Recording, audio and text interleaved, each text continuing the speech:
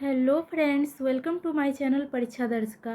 Friends, जैसे कि हम लोग लगातार हिंदी साहित्य के इम्पोर्टेंट सेलेक्टेड क्वेश्चन देख रहे हैं जो एग्ज़ाम में पूछे जाते हैं। तो इसके पहले वाले वीडियो में हम लोग 50 प्रश्नों पर डिटेल से देख लिए थे। तो आज के सेशन में आगे बढ़ते हैं, 51 से 100 तक के प्रश्नों को देखेंगे। तो चलिए देखते हैं पहला प्रश्न क्या है। पहला प्रश्न है, रानी केतकी की कहानी के रचयिता हैं। तो रानी केतकी की कहानी के रचयिता कौन है? तो ईसा अल्लाह खां है। और ये जो कहानी है रानी केतकी की कहानी, ये हिंदी की प्रथम गद्य रचना मानी जाती है दोस्तों। हिंदी की प्रथम गद्य रचना।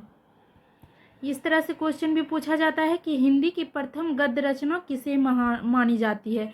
तो आपको कहानी दे दिया जाएगा ऑप्शन में। तो रानी केतकी की कहानी को माना जाता है। वृंदावन लाल वर्मा कौन है? तो ये हिंदी के प्रसिद्ध नाटककार तथा उपन्यासकार थे। हिंदी उपन्यास के विकास में उनका बहुत ही महत्वपूर्ण योगदान रहा है। किशोरी लाल गोस्वामी, ये भी हिंदी के प्रसिद्ध उपन्यासकार और नाटककार और ये संपादक भी थे। इनके उपन्यासों में कल्पना तत्व को प्रमुखता दी जाती थी। इनकी प्रमुख कहानी है एक इंदुमती। ये बहुत क्वेश्चन पूछा जाता है कहानी से। अगर आपको क्वेश्चन पूछा जाए तो पूछा जाता है इंदुमती किसकी कहानी है? तो इसके रचनाकार है किशोरी लाल गोस्वामी और ये एक ऐतिहासिक कहानी है। अब नेक्स्ट है माधवराव सप्रे। तो ये हिंदी के प्रथम कहानी लेखक के रूप में जाने जाते हैं, माधवराव सप्रे। इनकी कहानी है एक टोकरी भर मिट्टी। एक टोकरी भर मिट्टी, ये इनकी कहानी है। और इसे जो है एक टोकरी भर मिट्टी को हिंदी की पहली कहानी मानी जाती है। तो इस तरह से क्वेश्चन पूछे कि हिंदी की पहली कहानी कौन है? तो हिंदी की पहली कहानी है एक टोकरी भर मिट्टी और एक टोकरी भर मिट्टी के रचनाकार है माधवराव सप्रे। ईसा अल्लाह खां कौन है? तो ईसा अल्लाह खां हिंदी साहित्यकार और उर्दू कवि थे। ये हिंदी में रानी केतकी की कहानी नामक कथा ग्रंथ की रचना इन्होंने ही की और उर्दू लिपि में ये लिखी गई है रानी केतकी की कहानी। श्याम सुंदर दास इसे हिंदी की पहली कहानी मानते हैं, रानी केतकी की कहानी को। तो इस तरह से श्याम सुंदर दास के अनुसार हिंदी की पहली कहानी है ये रानी केतकी की कहानी। लेकिन यदि एग्जाम में पूछा जाए कि हिंदी की पहली कहानी कौन सी है, तो वास्तव में आपको एक टोकरी भर मिट्टी को ही सही करना है। चलिए नेक्स्ट क्वेश्चन है हमारा, शिव शंभू के चिट्ठे से संबंधित रचनाकार कौन है? तो शिव शंभू के चिट्ठे किसकी रचना है? बाल मुकुंद गुप्त की रचना है। और ये शिव शंभू के चिट्ठे एक निबंध है, ये निबंध विधा है। इसमें जो है अंग्रेजों की क्रूर नीतियाँ, उसके शोषण इत्यादि का कच्चा चिट्ठा है शिव शंभू के चिट्ठे में। नेक्स्ट है बाबू तोताराम। तो इन्होंने ये हिंदी के विकास और हित साधन हेतु बहुत ही महत्वपूर्ण कार्य किए हैं बाबू तोताराम। और भाषा संवर्धनी नामक एक सभा सुने होंगे, तो उसकी स्थापना इन्होंने ही की है, बाबू तोताराम ने, भाषा संवर्धनी सभा। अंबिका दत्त व्यास कौन है? तो ये भारतेंदु मंडल के प्रसिद्ध कवि थे और ब्रज भाषा के ये कुशल कवि हैं अंबिका दत्त व्यास। अब नेक्स्ट क्वेश्चन है फ्रेंड्स, रसिक प्रिया के रचयिता कौन है?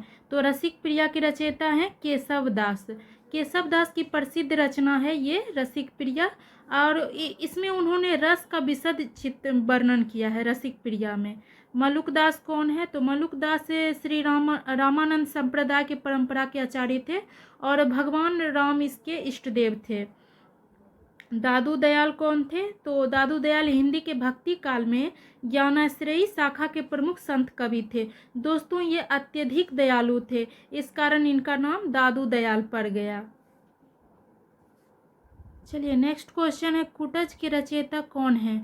तो कुटज के रचयिता हैं हजारी प्रसाद द्विवेदी। दोस्तों ये कुटज जो है निबंध विधा है, ये निबंध विधा है और इस निबंध से यह उपदेश मिलता है कि कब जब भी खराब परिस्थिति हो तो उसमें हिम्मत नहीं हारना चाहिए और हमें धीरज रखना चाहिए ऐसी परिस्थिति में अपने परिश्रम और शक्ति से काम लेना चाहिए। यही संदेश देता है यह कुटज निबंध।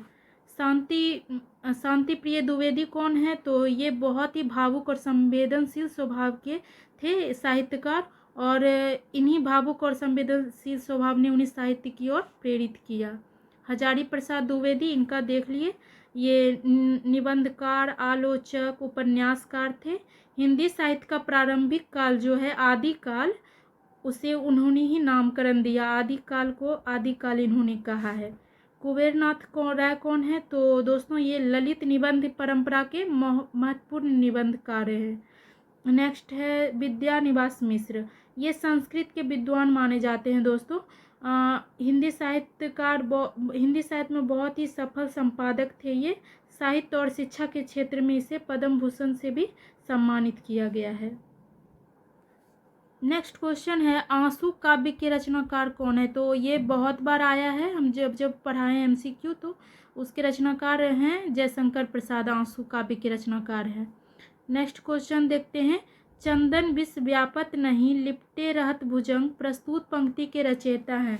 तो इस पंक्ति के रचयिता रहीम कवि हैं। दोस्तों इस पंक्ति के अनुसार रहीम कहते हैं कि जो व्यक्ति अच्छे स्वभाव का होता है उसे बुरी संगति भी बिगाड़ नहीं पाती। जैसे जहरीले सांप चंदन के वृक्ष से लिपटे रहने पर भी उस पर कोई जहरीला प्रभाव नहीं डालता है। तो इस तरह से इस पंक्ति का अर्थ हुआ। सूरदास कौन थे? तो ये कृष्ण भक्ति शाखा के प्रमुख कवि थे। इनकी प्रसिद्ध रचना है सुर सारावली। कबीर इनके विषय में तो जानते ही हैं, भक्ति काल के ज्ञानाश्रयी शाखा के संत कवि हैं और इनकी प्रसिद्ध ग्रंथ कौन सा है? बीजक। बिहारी लाल कौन है? तो ये रीतिकाल के महत्वपूर्ण कवि है और इनकी प्रसिद्ध रचना है बिहारी सतसई। आलम कौन है? रहीम, तो ये भी हिंदी के भक्ति काल के कवि हैं। अगला प्रश्न है दोस्तों, अमी हलाहल मद भरे सेत श्याम रत्नार जियत मरत झुकी झुकी परत जेही चितबार इकबार। प्रस्तुत पंक्तियों के रचयिता कौन है? तो रसलीन है और रसलीन का पूरा नाम दोस्तों सैयद गुलाम नबी था। मैं यहाँ लिख देती हूँ, सैयद गुलाम नबी। और रसलीन उपनाम से ये कविता लिखते थे। आलम कौन है? तो आलम में ये रीतिकाल के कवि थे जिन्होंने ऋतु मुक्त काव्य की इन्होंने रचना की है, आलम कवि। इनका प्रारंभिक नाम लालमणि त्रिपाठी था। लालमणि त्रिपाठी। बिहारी के विषय में देख ही लिए हैं हम लोग। मतीराम कौन है? तो मतीराम ये ब्रज भाषा के प्रसिद्ध कवि थे, ये रीतिकाल के ही कवि थे मतीराम। नेक्स्ट क्वेश्चन है दोस्तों, जब जब होए धर्म की हानि बाढ़े असुर अभिमानी। प्रस्तुत पंक्ति के रचनाकार कौन है? तो ये पंक्ति क्या कहता है इसके बारे में बता दे तो प्रस्तुत पंक्ति के माध्यम से तुलसीदास कहना चाहते हैं कि जब जब पृथ्वी पर धर्म की हानि होती है, दुष्टों का प्रभाव बढ़ने लगता है, तब सज्जनों की पीड़ा हरने के लिए प्रभु का अवतार होता है। इस पंक्ति का अर्थ हुआ दोस्तों, तो ये तुलसीदास हैं इसके रचनाकार। नेक्स्ट क्वेश्चन देखें तो, परहित सरिस धर्म नहीं भाई पर पीरा सम नहीं अधमाई। प्रस्तुत पंक्ति के रचनाकार कौन है? तो इसके रचनाकार भी तुलसीदास हैं और वास्तव में ये परोपकार के संबंध में तुलसीदास की ये पंक्ति है। इसमें तुलसीदास कहते हैं कि परोपकार से बढ़कर दूसरा कोई धर्म नहीं है और किसी को दुख पहुंचाने से बढ़कर दूसरा कोई अधर्म नहीं है। अगला प्रश्न है हमारा, रक्त है या है नसों में क्षुद्र पानी जांच कर तू शीश देकर जवानी। प्रस्तुत पंक्तियों के रचयिता हैं माखनलाल चतुर्वेदी। माखनलाल चतुर्वेदी कौन है? तो आपको बता दें कि ये माखनलाल चतुर्वेदी सरल भाषा और ओजपूर्ण भावनाओं के अनूठे कवि थे। अगला प्रश्न देखते हैं, दिवसावन का समय मेघमय आसमान से उतर रही है वह संध्या सुंदरी परी सी धीरे धीरे। प्रस्तुत पंक्तियों के रचनाकार हैं सूर्यकांत त्रिपाठी निराला, जो कि छायावादी कवि हैं। दोस्तों, यह पंक्ति निराला की कविता संध्या सुंदरी से उद्धित है और इसमें कवि निराला संध्या को एक सुंदरी के रूप में प्रस्तुत करते हुए उसके सौंदर्य का वर्णन किए हैं इस संध्या सुंदरी कविता में। अगला क्वेश्चन है दोस्तों, सांच बराबर तप नहीं, झूठ बराबर पाप। इस पंक्ति के रचयिता हैं, तो इस पंक्ति के रचयिता हैं कबीर। और कबीरदास इस दोहे के माध्यम से कहना चाहते हैं दोस्तों कि सच्चाई के बराबर कोई तपस्या नहीं है और झूठ के बराबर कोई पाप नहीं है। जिसके हृदय में सच्चाई है उसी के हृदय में भगवान निवास करते हैं। इस तरह से इस पंक्ति का अर्थ है। जायसी कौन थे? तो ये प्रेमाश्रयी शाखा के सूफी कवि हैं। कबीर ये ज्ञानाश्रयी शाखा के संत कवि हैं। मीरा और रसखान ये कृष्ण भक्त कवि हैं। चलिए अगला प्रश्न देखते हैं। अष्टछाप के सर्वश्रेष्ठ भक्त कवि के रूप में किसका नाम लिया जाता है? तो अष्टछाप के सर्वश्रेष्ठ भक्ति कवि के रूप में सूरदास का नाम लिया जाता है। वल्लभाचार्य के पुत्र विट्ठलनाथ द्वारा अष्टछाप का स्थापना किया गया दोस्तों। इसमें जो है अष्टछाप में 8 कवियों का समूह था। इसमें 4 वल्लभ के शिष्य थे और 4 विट्ठलनाथ के शिष्य थे। वल्लभ के शिष्य थे सूरदास, कुंभन दास, परमानंद दास और एक कृष्णदास। वही विट्ठलनाथ के शिष्य थे नंददास, चतुर्भुज दास, गोविंद स्वामी और छित स्वामी।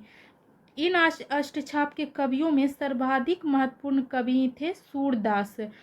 सूरदास जिन्होंने अपनी महान रचना सूरसागर, इनकी एक महान रचना है सूरसागर। इसमें उन्होंने कृष्ण के बाल लीला और सखा रूप तथा प्रेमी रूप का बहुत ही सूक्ष्म वर्णन किया है। यही कारण है कि वल्लभ ने स्वयं सुर को पुष्टि मार्ग का जहाज कहा है। यदि ये क्वेश्चन पूछ दिया जाए, अक्सर पूछा ही जाता है कि पुष्टि मार्ग का जहाज किसे कहा जाता है? तो पुष्टि मार्ग का जहाज सूरदास को कहा जाता है। और पुष्टि मार्ग का जहाज सूरदास को किसने कहा? तो ये वल्लभाचार्य ने कहा है। नेक्स्ट क्वेश्चन है, रामचरितमानस की भाषा क्या है? तो रामचरितमानस की भाषा अवधी थी दोस्तों। ये अवधी जो है बोली, ये पूर्वी हिंदी के अंतर्गत आने वाली बोली है। पूर्वी हिंदी के अंतर्गत देखी तो 3 बोली थी। पूर्वी हिंदी, इसके अंतर्गत 3 बोली आती है। अवधी, एक तो हुआ अवधी, दूसरा बघेली और एक छत्तीसगढ़ी।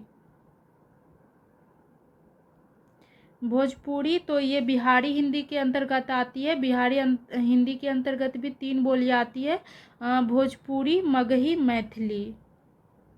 नेक्स्ट क्वेश्चन है, भूषण किस रस के कवि थे? तो भूषण वीर रस के कवि है। ये रीतिकाल के 3 प्रमुख कवियों में से एक थे।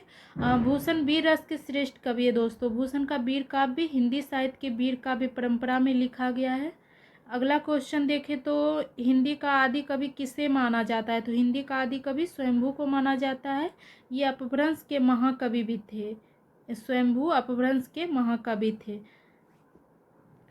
अगला है, रामचरितमानस में कितने कांड है? तो इसमें 7 कांड है। बाल कांड, अयोध्या कांड, अरण्य कांड, किष्किंधा कांड, सुंदर कांड, लंका कांड और उत्तर कांड।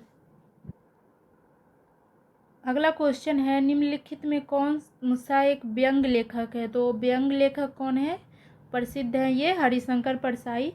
ये हिंदी साहित्य के प्रसिद्ध लेखक व्यंग्यकार थे और वे हिंदी के पहले रचनाकार हैं जिन्होंने व्यंग को विधा का दर्जा इन्होंने दिलाया है, हरिशंकर परसाई। इसलिए ये प्रसिद्ध है व्यंग लेखक के रूप में। चलिए नेक्स्ट क्वेश्चन है हमारा, आपका बंटी रचना के प्रधान समस्या को उजागर करने वाले विकल्प को चुनिए। तो इसमें क्या है प्रधान समस्या, देख लेते हैं। तो इसमें है तलाक से जुड़ी हुई बाल समस्या। दोस्तों ये मन्नू भंडारी की रचना है। आपका बंटी मन्नू भंडारी का उपन्यास है और इसमें जो है बाल मनोविज्ञान पर आधारित ये उपन्यास है। इसमें बहुत सी समस्याओं को उजागर किया गया जिसमें से एक तलाक से जुड़ी बाल समस्या है। नेक्स्ट देखते हैं तो हिंदी पत्रिका कादम्बनी के संपादक कौन है। तो कादम्बनी के संपादक है राजेंद्र अवस्थी। कादम्बनी जो है ये हिंदुस्तानी टाइम्स समूह की सामाजिक साहित्यिक पत्रिका थी कादम्बनी। नेक्स्ट देखते हैं दिनकर किस रस के कवि माने जाते हैं। तो दिनकर वीर रस के कवि माने जाते हैं। और वीर रस का अस्थाई भाव क्या होता है, उत्साह होता है। वही रौद्र रस का स्थायी भाव देखें तो क्रोध होता है इसका। वरुण रस, वीर रस इसका तो देख लिए। श्रृंगार रस का प्रेम रति, प्रेम कहें या रति कहें, यहाँ करुण होगा, करुण का होगा शोक, अस्थाई भाव शोक। अगला प्रश्न देखें तो निराला को कैसा कवि माना जाता है। तो दोस्तों निराला को क्रांतिकारी कवि के रूप में भी जाना जाता है, क्योंकि उनकी कविता में कल्पना का जो सहायता बहुत कम लिया गया और यथार्थ को प्रमुखता से चित्रण किया गया है। निराला को मुक्त छंद का प्रवर्तक भी कहा जाता है, मुक्त छंद का प्रवर्तक। चलिए अगला क्वेश्चन देखते हैं, निम्नलिखित में कौन सा एक उपन्यास जैनेन्द्र रचित है। तो जैनेन्द्र रचित उपन्यास है परख। पुनर्वा ये किसकी उपन्यास है। तो इसके रचनाकार हैं हजारी प्रसाद द्विवेदी। परख देख लिए, ये जैनेन्द्र की रचना है। और सेवा सदन इसके रचनाकार हैं प्रेमचंद की उपन्यास है। एकदा नैमिषारण्य ये किसकी रचना है। तो अमृतलाल नागर की ये उपन्यास है, अमृतलाल नागर इसके रचनाकार हैं। नेक्स्ट क्वेश्चन है दोस्तों, हिंदी गद्य का जन्मदाता किसको माना जाता है। तो हिंदी गद्य का जन्मदाता भारतेंदु हरिश्चंद्र जी को माना जाता है। भारतेंदु हरिश्चंद्र जो है हिंदी गद्य और भाषा को एक व्यवस्थित रूप प्रदान किया है। हिंदी गद्य का सर्वमान्य स्वरूप निर्धारित करने के कारण उन्हें हिंदी गद्य का जनक कहा जाता है। इनका समय भारतेंदु युग के नाम से विख्यात है।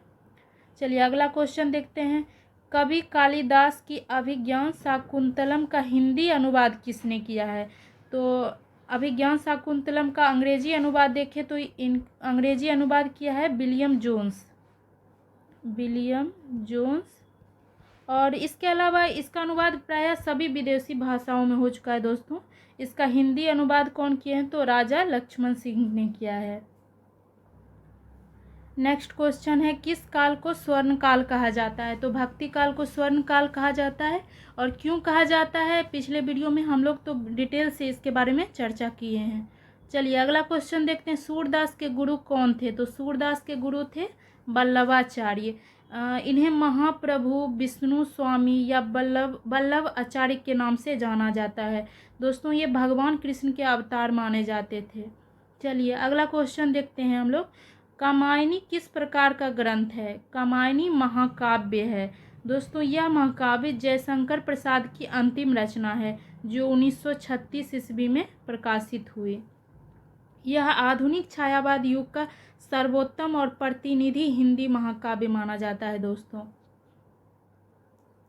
अगला क्वेश्चन देखते हैं, गागर में सागर भरने का कार्य किस कवि ने किया है। तो गागर में सागर भरने का कार्य किया है बिहारी ने। दोस्तों ये रीतिकाल के कवि हैं और ये गागर में सागर भरने के लिए इसलिए ये प्रसिद्ध है क्योंकि दोस्तों बिहारी लाल जो हैं हिंदी के अद्वितीय कवि हैं रीतिकाल के, जिन्होंने अपने दोहे की नन्ही सी सागर में भाव और अर्थ का लहराता हुआ सागर भर दिया, इसलिए इसे कहा जाता है गागर में सागर भरने वाले कवि बिहारी। अगला क्वेश्चन है दोस्तों, महाभोज रचना की प्रधान समस्या को उजागर करने वाले विकल्प को चुनिए। तो इसमें क्या है समस्या। तो इसमें है, पहले बता दें आपको कि महाभोज जो है मन्नू भंडारी के द्वारा लिखा गया उपन्यास है। इसके रचनाकार कौन है, मन्नू भंडारी। इसमें अपराध और राजनीतिक गठजोड़ का यथार्थवादी चित्रण किया गया है दोस्तों। तो इसमें राजनीतिक समस्या है। चलिए अगला देखते हैं, वापसी किस विधा में रचित है। तो ये कहानी है दोस्तों, ये उषा प्रियंवदा के द्वारा रचित कहानी है। इसके रचनाकार कौन है, उषा प्रियंवदा इसके रचनाकार हैं। चलिए आगे देखते हैं, तोड़ती पत्थर कैसी कविता है। तो दोस्तों ये यथार्थवादी कविता है। इस कविता में निराला जी ने एक पत्थर तोड़ने वाली मजदूरी के माध्यम से शोषित समाज के जीवन की विषमता का वर्णन किया है। दोस्तों इस प्रकार यह क्या है, यथार्थवादी कविता है। चलिए अगला क्वेश्चन है, फणीश्वर नाथ रेणु से संबंध सही प्रदेश चुनिए। तो फणीश्वर नाथ रेणु का जो जन्म है बिहार के अररिया जिले में फारबिसगंज नामक जगह पे इनका जन्म हुआ था। तो ये बिहार से संबंधित है, बिहार प्रदेश से संबंधित है। नेक्स्ट क्वेश्चन है, विद्यापति की पदावली की भाषा क्या है। तो इनकी विद्यापति की 3 प्रमुख रचना है, पदावली, कीर्तिलता, कीर्ति पताका। तो ये इनकी प्रमुख रचना है पदावली। इसकी भाषा क्या है दोस्तों, तो भाषा इसकी मैथिली है। चलिए अगला क्वेश्चन देखते हैं, उग्र कहते हैं तो किसे उग्र कहते हैं, पांडे बेचन शर्मा। इनका पूरा नाम है पांडे बेचन शर्मा उग्र। नेक्स्ट क्वेश्चन है, बिहारी किस राजा के दरबारी कवि थे। तो दोस्तों बिहारी जयपुर के राजा थे मिर्जा जय सिंह। इन्हीं के दरबारी कवि थे। और बिहारी का पूरा नाम क्या है, तो बिहारी का पूरा नाम है बिहारी लाल चौबे। बिहारी लाल चौबे। दोस्तों ये जैसी के ही संरक्षण और प्रेरणा में इन्होंने दोहे की रचना की। चलिए नेक्स्ट क्वेश्चन देखते हैं, शेष कादम्बरी के रचयिता हैं। तो शेष कादम्बरी के रचयिता कौन है, अलका सरावगी इनकी रचयिता है। राग दरबारी उपन्यास के रचयिता कौन है, तो श्रीलाल शुक्ल द्वारा लिखित ये व्यंग्यपूर्ण हिंदी उपन्यास है, राग दरबारी उपन्यास है। और इसके लिए उन्हें 1969 में साहित्य अकादमी पुरस्कार से सम्मानित किया गया है, 1969 में। पूस की रात कहानी के रचनाकार कौन है, तो पूस की रात कहानी के रचनाकार प्रेमचंद है। यह प्रेमचंद की कहानी है जो किसान जीवन से संबंधित ये है। इस कहानी के माध्यम से प्रेमचंद ने बताया है कि किस तरह कठोर परिश्रम के बावजूद किसान हमेशा अभावों से ही घिरा रहता है और कर्ज से कभी मुक्त नहीं हो पाता है। तो इस तरह से है। चलिए अगला देखते हैं, ध्रुव स्वामिनी नाटक के रचयिता कौन है, तो ये इनका जयशंकर प्रसाद की रचना है। अगला क्वेश्चन है, आत्मनिर्भरता निबंध के रचनाकार कौन है। तो आत्मनिर्भरता निबंध किसकी रचना है, तो बालकृष्ण भट्ट। बालकृष्ण भट्ट कौन थे, तो ये भारतेंदु युग के प्रमुख साहित्यकारों में से ही एक हैं और हिंदी गद्य साहित्य के निर्माताओं में इनका प्रमुख स्थान है बालकृष्ण भट्ट का। अगला क्वेश्चन है दोस्तों, गंगा छवि वर्णन कविता के रचनाकार हैं। तो इसके रचनाकार हैं भारतेंदु हरिश्चंद्र। नेक्स्ट क्वेश्चन देखें तो, अनाम दास का पौधा उपन्यास के रचयिता कौन है, तो हजारी प्रसाद द्विवेदी इनके रचनाकार है। ये क्या है, ये उपन्यास है दोस्तों। इसमें प्रेम कथा के साथ उपनिषद का भी व्याख्या किया गया है। नेक्स्ट है, भिक्षुक कविता के रचयिता हैं। तो इसके रचयिता है सूर्यकांत त्रिपाठी निराला।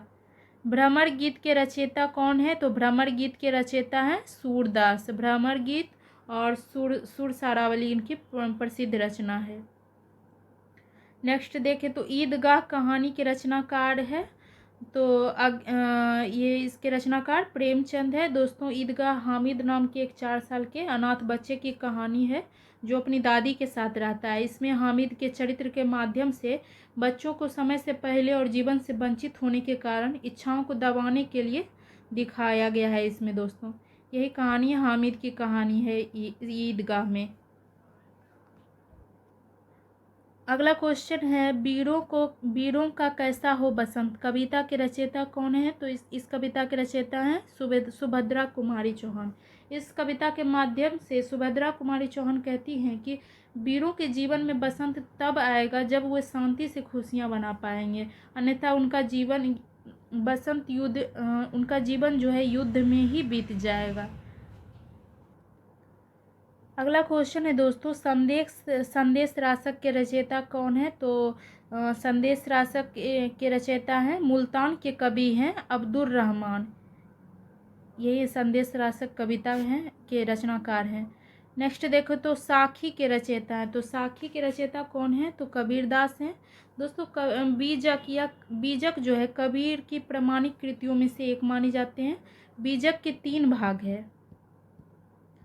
बीजक के 3 भाग कौन कौन से हैं? एक शबद हुआ, साखी, ये पूछा जाता है दोस्तों तो इसे ध्यान रखिएगा, शबद, साखी, एक रामायणी।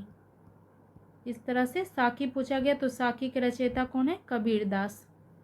नेक्स्ट देखते हैं, मसी कागज छुओ नहीं, कलम गही नहीं हाथ, प्रस्तुत पंक्तियों के रचयिता कौन है? तो कबीरदास हैं। कबीर अपने निरक्षर होने के संबंध में स्वयं बीजक के एक साखी में बताते हैं कि कहते हैं कि मैंने लेखनी में हाथ कभी नहीं चलाया, ना ही कागज और स्याही को स्पर्श किया है। दोस्तों चारों युगों की बात उन्होंने अपने मुख के द्वारा ही किए हैं कबीरदास, इसलिए वो प्रसिद्ध थे। तो फ्रेंड्स ये थे आज के हिंदी साहित्य के महत्वपूर्ण एमसीक्यू, जो कि बहुत ही महत्वपूर्ण है दोस्तों। वीडियो को देखिए और साथ ही प्रश्नों को आप प्रैक्टिस खुद ही कीजिए, जितनी प्रैक्टिस करेंगे उतनी ही आपकी तैयारी बेहतर होगी। इसी के साथ फ्रेंड्स मिलते हैं अगले वीडियो में। वीडियो अच्छा लगे तो लाइक, सब्सक्राइब और शेयर ज़रूर कर दीजिएगा। धन्यवाद।